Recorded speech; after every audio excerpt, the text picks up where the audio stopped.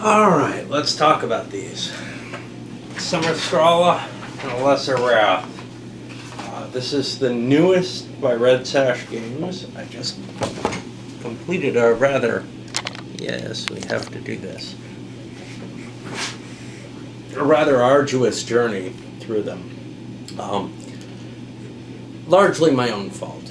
I had tremendous reservations about starting it. I mean, I asked for it. One of two games that I've ever really asked for to get a review, to be able to get a review copy.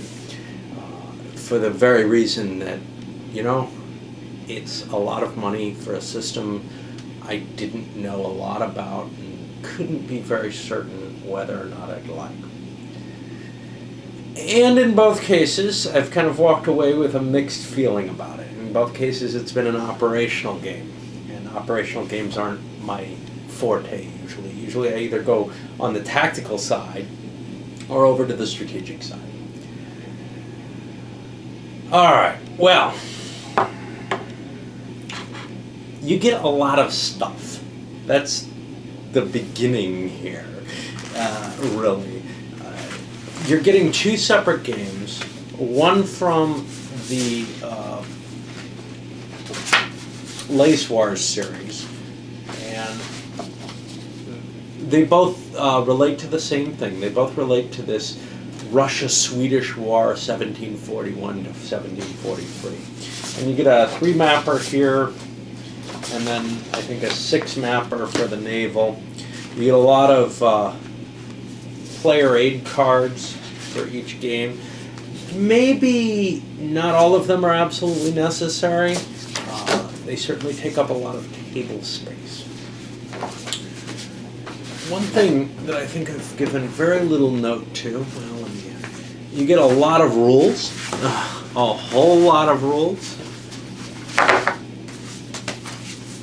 You end up with,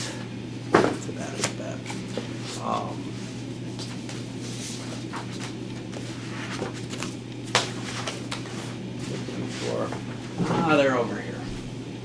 Okay. So you end up with the base rules for Lace Wars, which run you a good 53 pages. Lesser Wrath is another 30 pages of specific rules, and then 23 pages of charts and tables. When you play, you're going to be paging through the charts and tables in these games a lot. For Sea Lords, we're talking another 50 pages. And another 22 pages for Sommar Skrala's specific rules. All in all, we're talking close to 150 pages of rules. Oh yeah, you get 4 pages of integration rules, how to integrate the campaign. And you get another booklet of charts, another 15, 16 pages of charts for Sommar Skrala and the Sea Lord system.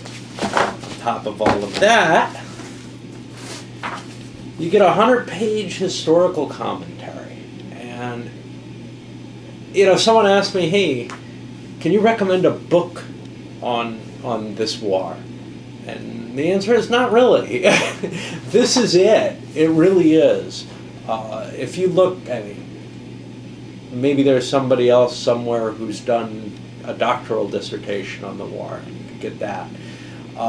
But if you look at the bibliography that was used for this, the closest thing to it, to completely covering this, is von Manstein, Contemporary Memoirs of Russia from the year 1727 to 1744, which covers really his whole career, this being a part of it.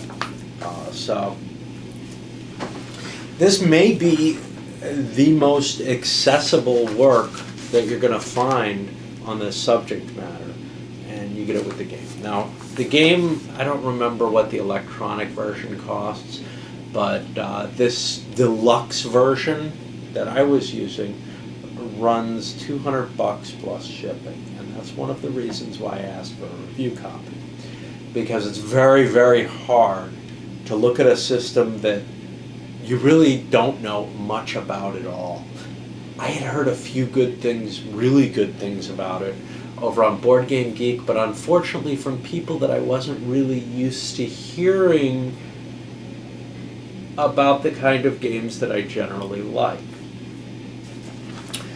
I have a predilection, if you watch my videos, for a lot of bigger, heavier things. I also have, I love that strategic side. And I love the tactical games.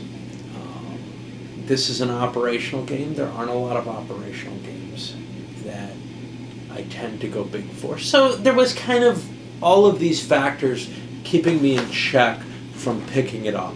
Unknown publisher, unknown designer. Same thing really, it's a self-printed game. And a very high price tag.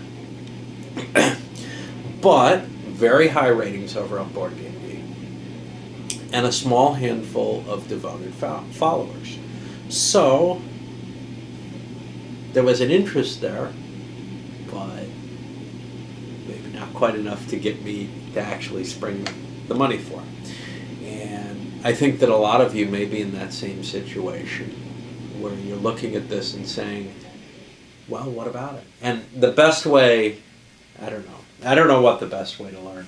The best way to learn about the game is probably actually to go to a con where Ian's going to be and have him teach it to you, because I noted that he set up a demo game of this at Consim World, one-day event, less than a day, because I got there late. And he was sold out after it. He convinced people this is a lot of fun. And I can definitely see why people would say that. Another factor here is there's nothing else on this. I'm not talking about the War of the Hats. I'm talking about this whole War of Austrian Succession era. There's a few games. Very, very few. I know that there's a mod for Freddy the Great, the old SPI, and then later Avalon Hill game, and probably Decision Games put it out too eventually.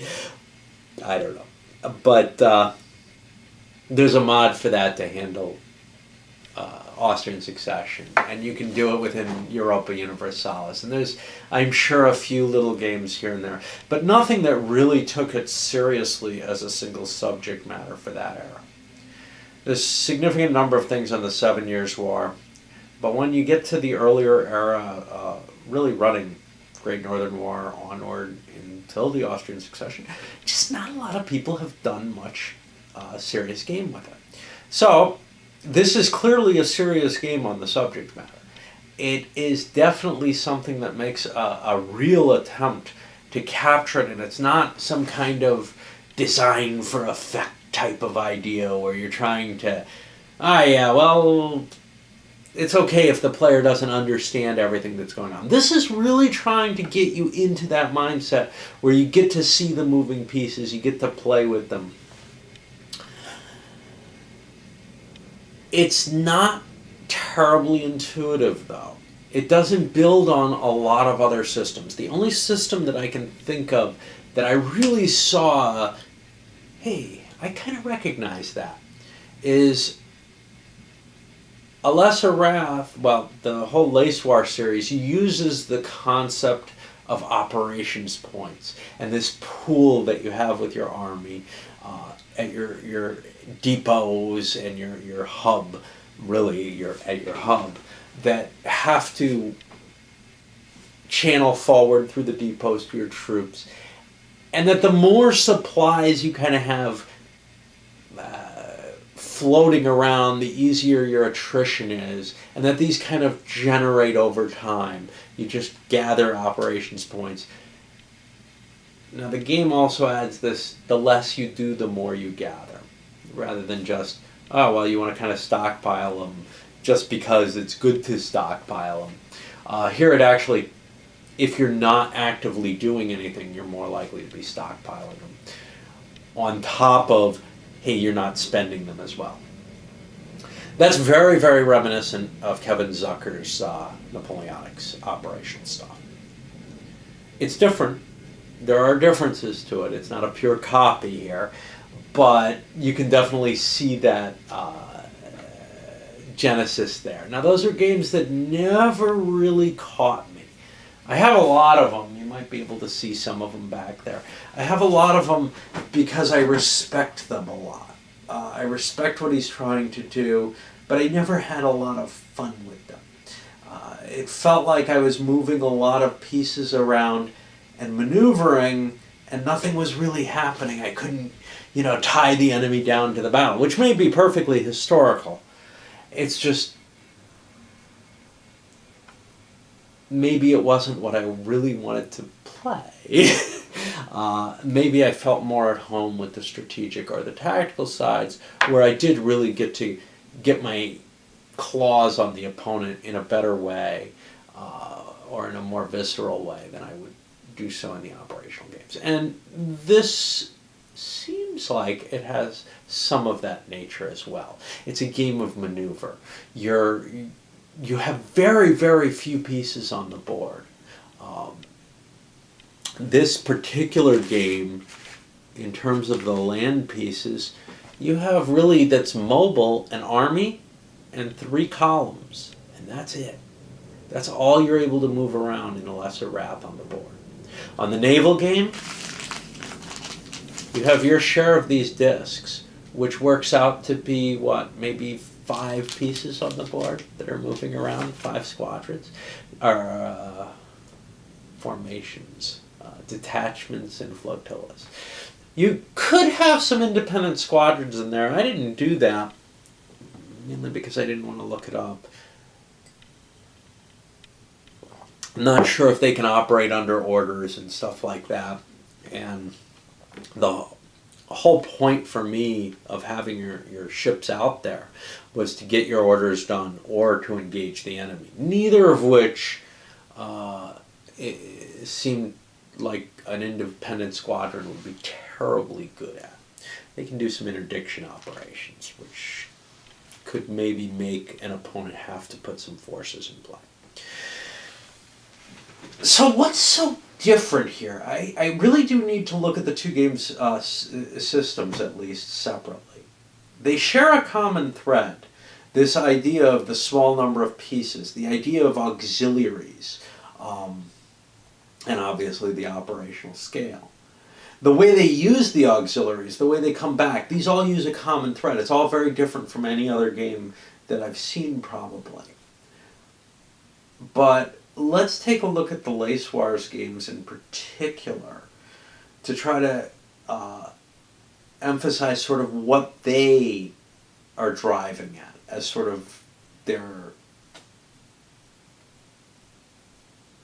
particular view on the type of war. So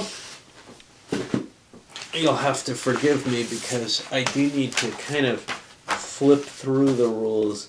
At least look at the sequence, the index to kind of capture what I'm thinking here. So one of the first things, and this applies to both games, is the idea of operations.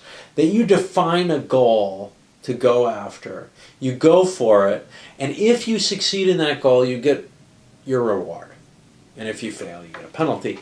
And that's all you're worried about. The victory conditions in these games are from the point of view almost, and I went into this at another point, but not completely that of the commander-in-chief who's sitting there actually running the campaigns.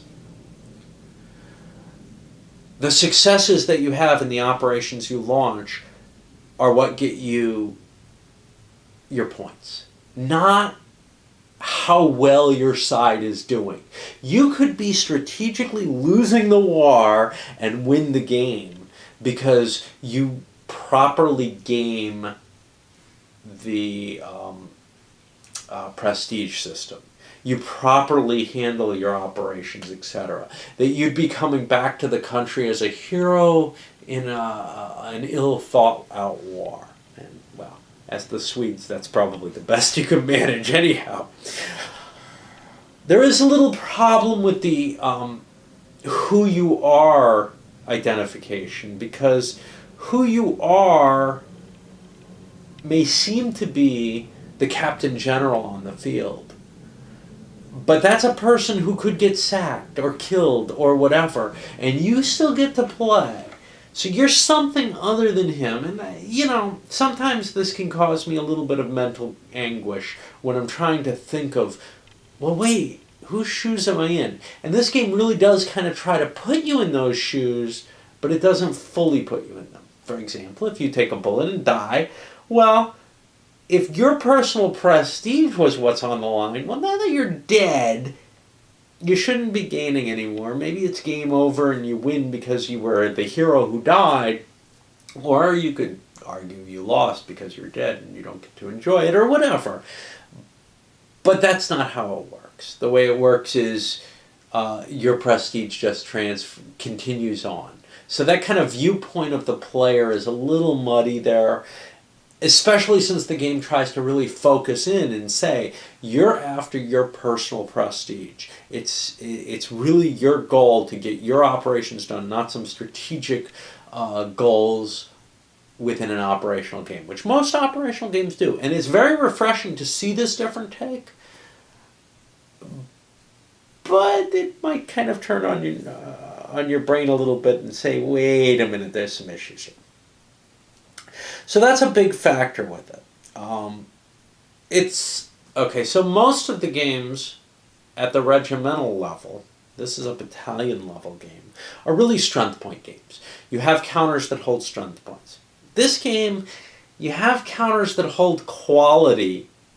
Each counter is a strength point. It's a little different.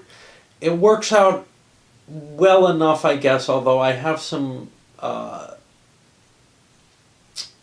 the fact that the two rule sets for both battalion and regimental games are combined in this, largely the same, but there are exceptions and where they diverge, and significant enough number of them that it's kind of disturbing and it's kind of easy to get confused, because the explanation of the regimental series is sort of the core of the game. So, for example, I ended up reading these rules to say that that you would keep track of these quality point losses and get them back through recovery. And this would be the normal process with a regimental game, except they wouldn't be quality points, they'd be strength points. And it affected things like capturing prisoners of war and several other things. And you can look back in the playbacks, playthrough, if you want to try to discern just what my gripe is there. But there are several places where that dual rule set mingling together had caused me problems. And the rules as a whole are very verbose. The Lace Wars rules, I think, are fairly tight, but not up to what the modern wargamer maybe is expecting. The Sea Lords rules felt a little bit less well played out and threw enough additions to really get the kinks out of them. The specific game rules are a lot worse. There's a lot more ambiguity, a lot more situations where I just found myself guessing what was meant, or there was clearly something missing. I went through several of those issues in the playthrough. That's one suggestion I have with this, is if you are interested in the series, this may not be the best choice. If you want to start on the series, I'd say go with one that's been through a few years of playing, because maybe the rules editions have cleaned up, or at the very least there'll be online errata, and questions and answers already in place in Constantinople. The designer seems very willing to answer questions. I don't think he has a huge number of people playing the games, and it really is a labor of love. That's obvious from it. So beyond that, beyond the operations idea, you also have the auxiliaries. Now this is a really, really innovative and new little piece that took a lot of time to kind of get the idea.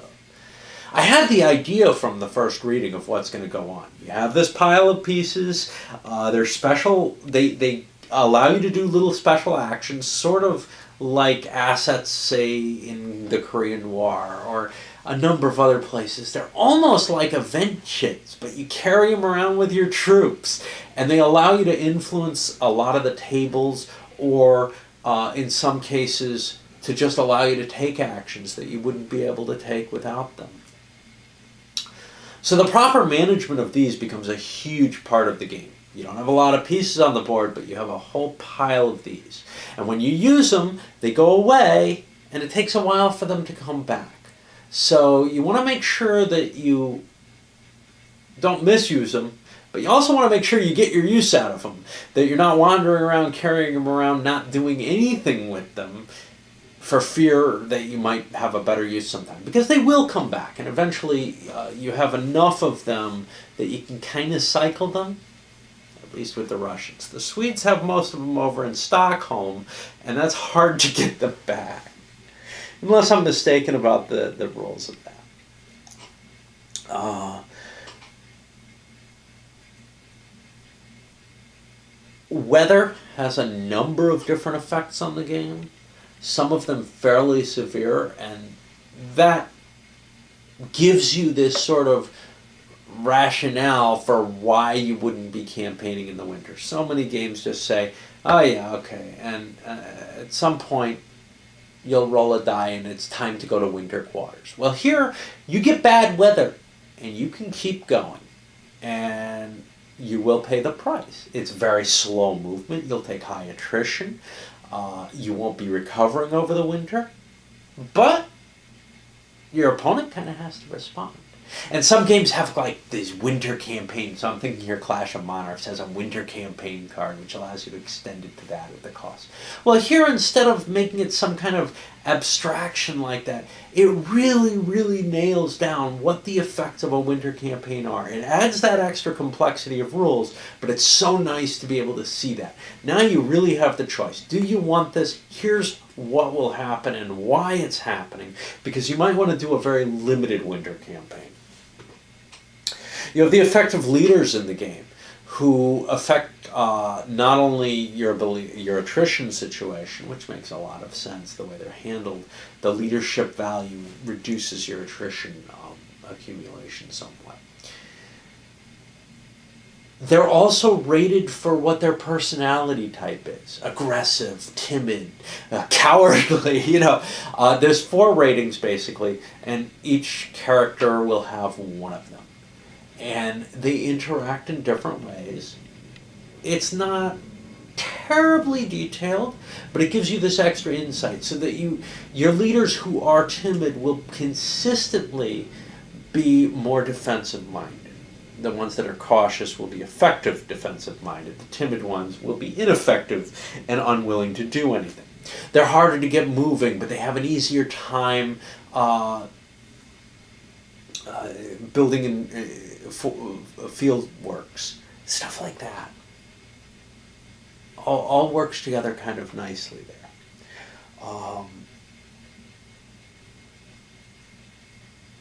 I didn't really have to deal with insubordination for the simple reason that it was very difficult to create a combined force. Only the Russians were able to do it in this scenario. I saw the rules for it. You're able to create grand armies that take in other forces, essentially. And that's all fairly reasonable. Basic movement. There's some little weirdnesses about it. Little hooks that are going to make it harder to learn.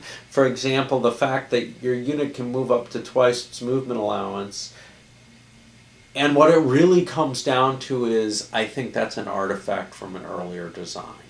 It's a little confusing. It's like, why is the movement allowance doubled? Well, it's because your base movement allowance is where you can kind of expect attrition to be reasonable. You go above that, attrition is going to be bad. You go much below that, and you're not going to take any.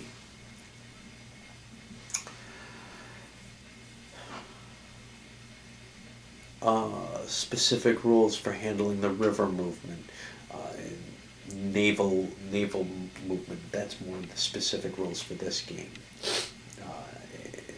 Not the Sommar Skrala, but there's specific naval rules for lesser rail. I mean, Finland is a coastline, essentially, that's being fought over. Supply rules, nothing too shocking here, except for sort of that Zucker-like operations points. So you collect up these operations points over the course of turns, and they're a little twist, but you don't just spend them.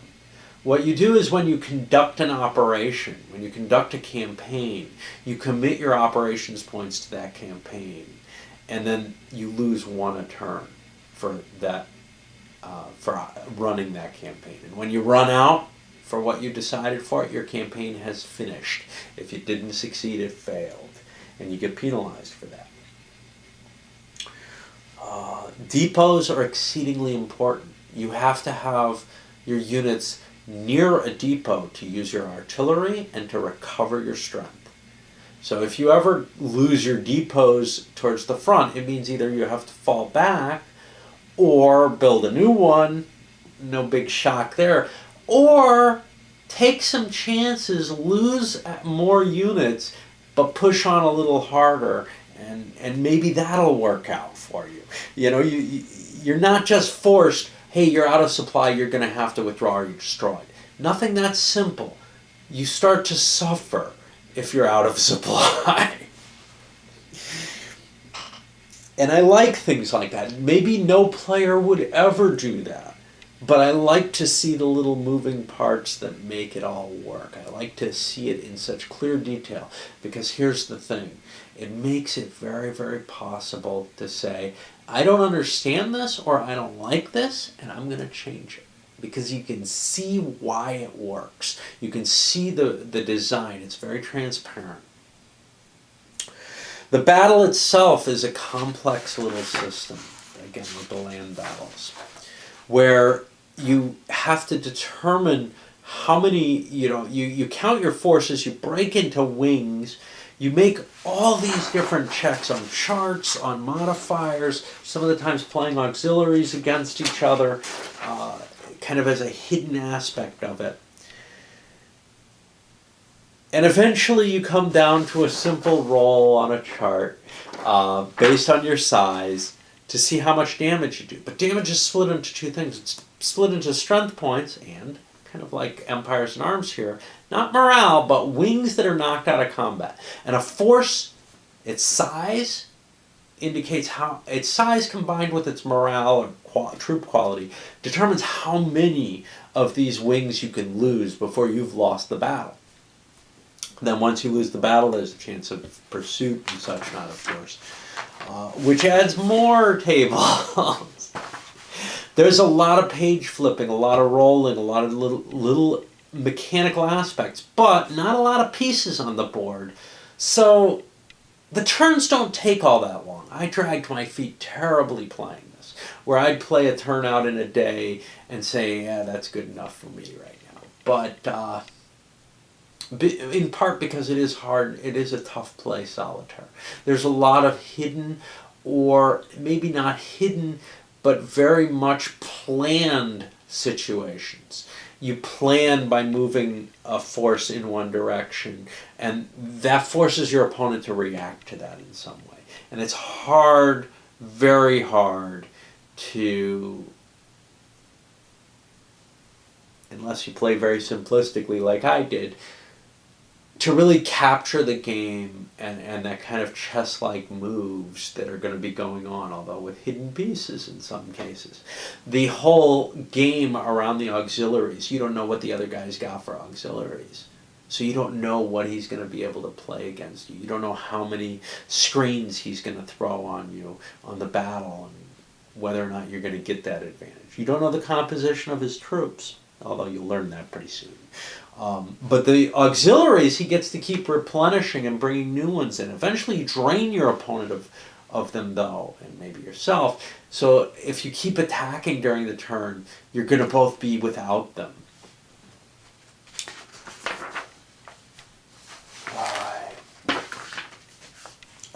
Sieges. It helps me to look at these charts, but for a siege, the first thing you do, you set up a blockade, then you end up spending a siege action to actually invest the town. That costs you attrition. Now once you've done that, you determine through this set of modifiers how well defended the town is. And it takes into account all kinds of things, whether you've got it navally blockaded, whether or not it has water available at all, the personalities of the individuals leading the siege on either side.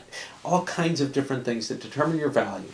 That value isn't too important until the end of the turn. Then you'll roll on this table and see if this fortification just surrenders.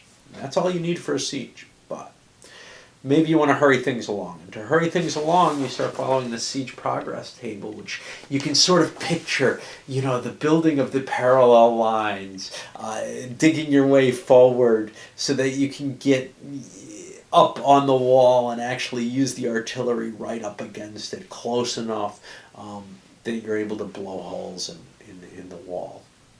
And there's the possibility you can just launch a preemptive attack once you get close enough and escalate. And then it might just fall due to that. Of course, you have to have at least an aggressive commander to do that, right? Just so much of it all kind of ties together. You have some summary tables in here, like when you need to make leadership checks. These would be very helpful. The problem is you're already looking in so many places and so many things that it's hard to kind of, for me at least, to digest these. Maybe I would have gained more by looking in this kind of thing. A summary of the effects of the personality. It's duplication in there. Things are in the other charts, but it helps you say, oh, why do I have an aggressive person here? What does that mean for me? What am I good at? And then you can kind of find those summaries there. Okay. Then each turn ends with an administrative phase, which is largely just reorganizing your forces. If things don't move, they improve. You get to roll on your auxiliaries and reassign them and see if you get new ones back. Victory in the game, as I said, it's based on this prestige idea. Prestige comes some from battles, but mainly in the Lace Wars stuff. It comes from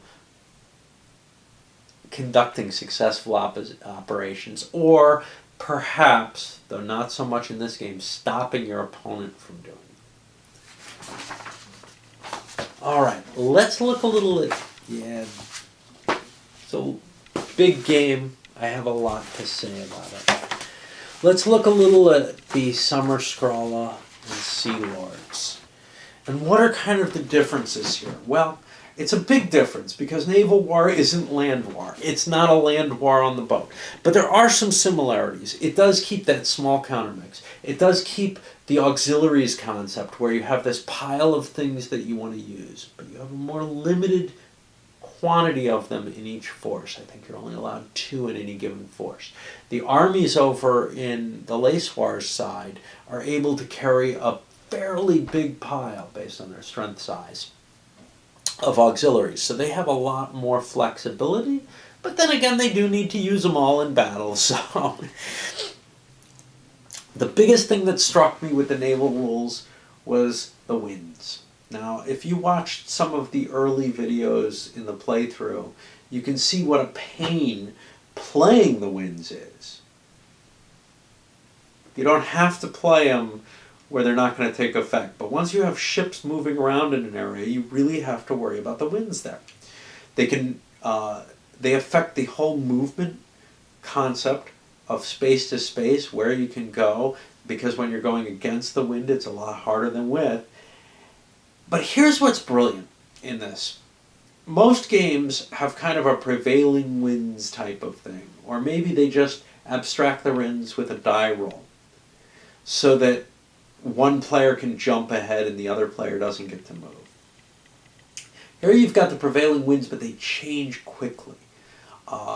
Each impulse you roll for new winds. And then within all that, there's this chance of storms rising up. And you can watch them coming to you, and you have enough warning to get away from them if you want. Or you can weather them out. And then you've got completely random storms, the squalls that, just damage you. But that's more like other games. Oh look, I got randomly hit by a storm. Here, no. You can see that storm coming, and you've got time to get away from it. You can see what the winds are going to do and how to react to them and how to move in order to make sure you get away from the enemy, to make sure he can't catch you. You can just turn and take the wind and get away, but then you're giving up what you wanted to do, maybe. That all works very, very nicely in the same sense as all these specifics kind of meld together to give you this gestalt that isn't just some mass where you're rolling one die and seeing what happens, but you really understand what all the different factors are. You get to see these things go. Now maybe the same effect could be gotten with something much simpler, but it's not the same effect on me. I'm not going to understand. I'm not going to see that picture of catching the wind the way I do with the game. I'm not going to get the whole story. I'm going to have to make up parts of it. And I may end up seeing things in a more abstracted system that I just have no idea why that happened. Here, no, I see why it's happening. I see the wind changed. Wow, I wouldn't have expected that. And now I'm able to get away where I was stuck before, and my opponent might have been able to catch me because he had a better leader. And now I can guarantee I can get away. Things like that are really nice to kind of see in detail from my perspective.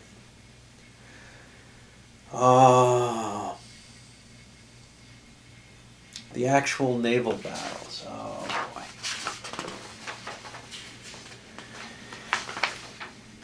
So the naval battles, it's hard to get more than one.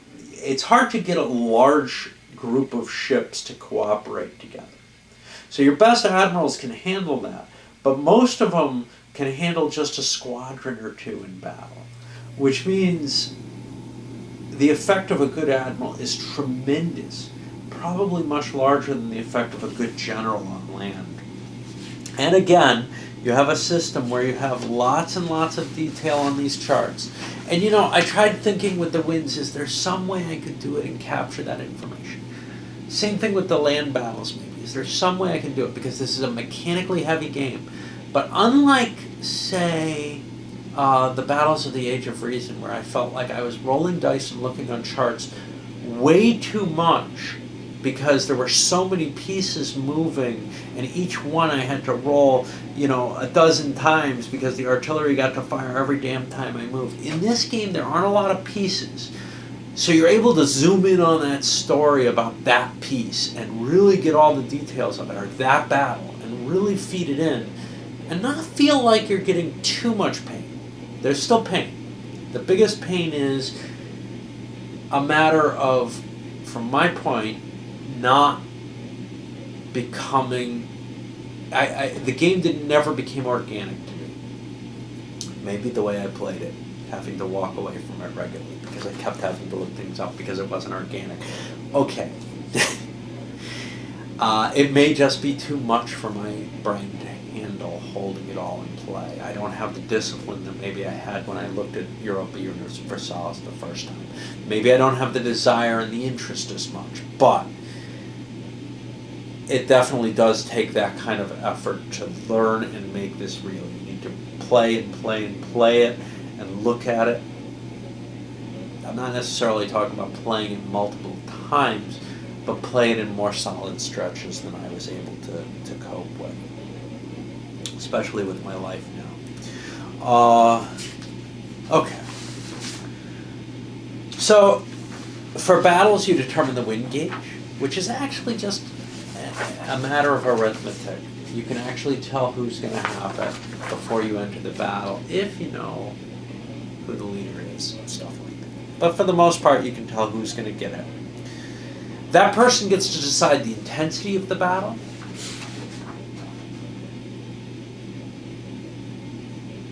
And then, this is kind of neat, you roll a single die and face modifier. So unlike a land battle, where one side could get the better of the other on the die rolls, here you're sharing a die roll. The intensity of the battle is decided. It's then modified by this chart to determine what the actual numeric intensity, how much damage you're going to do, what chart. And then it's further decided by the combat die roll itself. Intensity is so key. Everything else here becomes modifiers you already know. So you kind of know when you walk into the battle how much better you're going to do than the opponent. That worries me. I didn't get good enough with the system to really feel comfortable with that. But I should be able, with this system, I think, to be able to tell I know exactly how much better than my opponent's going to be, because there's no randomness built in on here. If I have bonuses, I'm going to get those. Well, there's a little bit with the captain death checks. But if I know what my bonuses on you are, I know how much better than you I'm going to do, no matter what table we're on and whatever. There are a few little tweaks, but not a lot here. So mainly it's just we each do some baseline of damage and it's modified from that. And it's modified by things that are kind of stochastic. So I almost wish there was a little bit more randomness in there. I understand how important the intensity of a naval battle is to damaging both sides. All the same, there have been battles, well, you could say that's the leadership. Okay, maybe there should be another die roll to determine how good the leader is at that point, or something.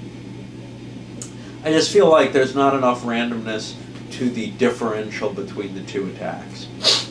There is some randomness to who's got admirals and who doesn't, because the two players get to kind of choose that, but usually there aren't a lot of squadrons engaged, so quite often it's pretty clear where they're going to be. Okay. Orders in the Sea Lord series are different from how they were in the Lace Wars. You pull orders at your whim, well, during the administrative period, and you get to choose one out of two that you want to take, and you put it in your hand. Now you're committed to it. If you don't do it, you get penalized, although very lightly. If you succeed with it, you get bonused, again, very lightly. Basically, whoever gets the most missions accomplished versus missions failed gets a single prestige point. On the other hand, naval battles can be huge in terms of the prestige points gained, because each enemy ship you sink is worth a prestige point to you and a minus prestige point to your opponent. And that's a big, big possible swing. So the two games kind of have a different focus as to how you win.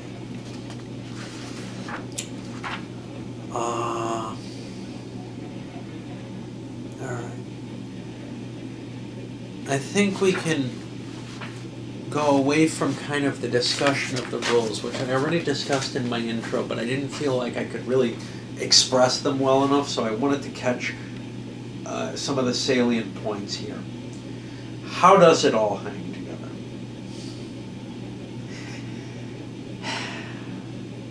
I think there's two big criticisms that can be leveled, and they're kind of connected. One is the complexity, and it's really both, the complexity of the rules and the complexity of the mechanical systems. That's a lot higher than a lot of people maybe want. It may be higher than I can handle, in the sense that, okay, this is not more complex than La Grande Guerre, but my interest level in this operational system, without tons of pieces all over the place, without that grand scope, and certainly less than Europa Universalis, it's hard to fuel, for me, the desire for that level of complexity. For the same reason I don't like ASL that much. I'm not that excited about. I don't see it as this really amazing story that I really want this much detail in ASL. I don't want to know, damn it, Jack's machine gun's broken. Can he get it fixed in time, or will suppress it? I don't need that level of detail in a man-to-man tactical game. Some people want it. In the operational game, I feel a little bit more desire. I see things and I say, that's so cool. But then I look at the cost that I had to pay in terms of trying to hold all those rules.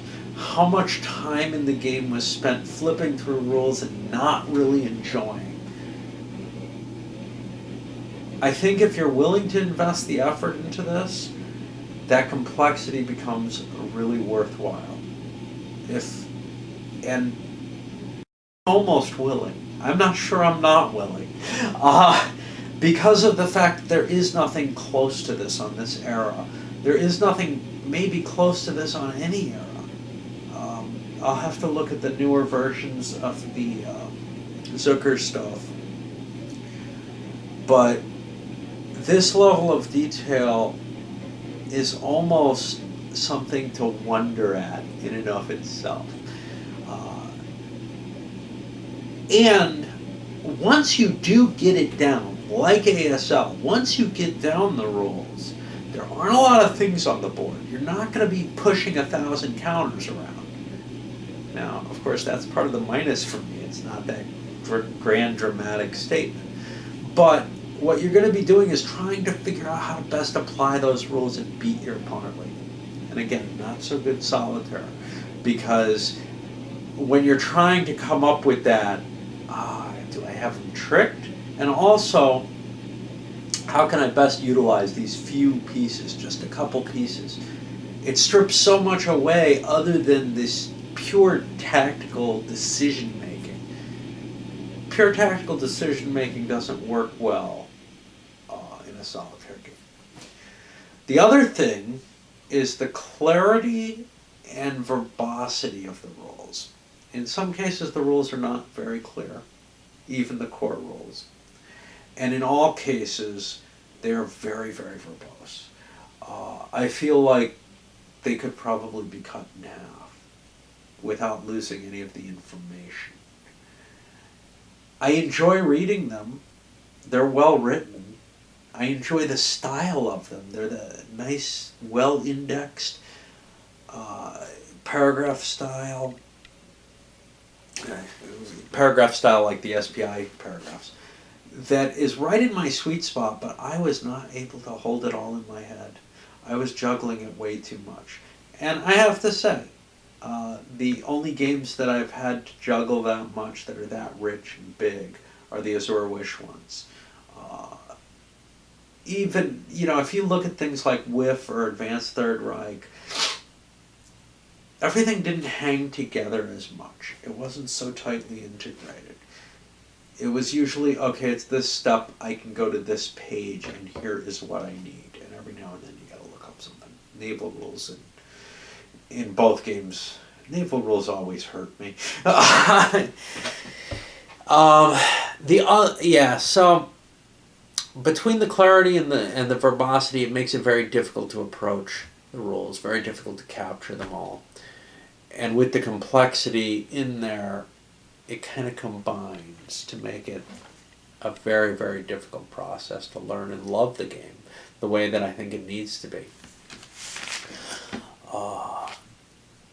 And of course, then there's the component quality. This is your deluxe version, and you still have separate map sheets. If you're me, you cut them with scissors and don't do that perfectly well, and then you try to get them to lay flat, and the stock kind of pooches, so you end up taping them and damaging them that way.